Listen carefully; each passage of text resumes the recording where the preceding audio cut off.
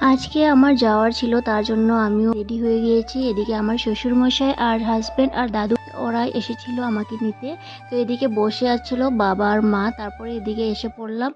এসে আর আমিও রেডি হয়ে গেলাম। বোন এদিকে শুয়ে আছিল, কারণ ওর মনটা খুবই খারাপ লাগছিল। তো এদিকে আমারও খুবই খারাপ লাগছিল, অনেকটা দিন থেকে গিয়েছি তো তো মনটা খুব খারাপ লাগছিল।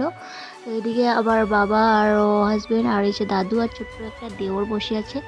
তারপরে এদিকে আমরা দেখতে দেখতে এসে বললাম। তো এই মন্দিরটা খুব ভালো লাগে, আপনাদেরকে শেয়ার করার জন্য ভিডিও করে নিলাম। ঘরে আসার পরে তো দেখছি আমার এখানে হ্যাপি আছে, ও না আমাকে খুবই ভালোবাসে। তো এদিকে দেখো কি করছে, অনেকদিন পরে দেখেছে তো তো পাগলের মতন করছে। তো আমিও ওকে অল্প শান্ত করে নিয়েছি, শান্ত করার পরে সিধা এদিকে এসে পড়লাম। তো এদিকে আমি এসে পড়লাম, জিনিসগুলো অল্প আগোছালো ছিল, তো তার জন্য আমি যতটুকু করা গিয়েছে তো আমি করে নিলাম। আর আজকের ভিডিও এখানেই সমাপ্ত, আপনাদেরকে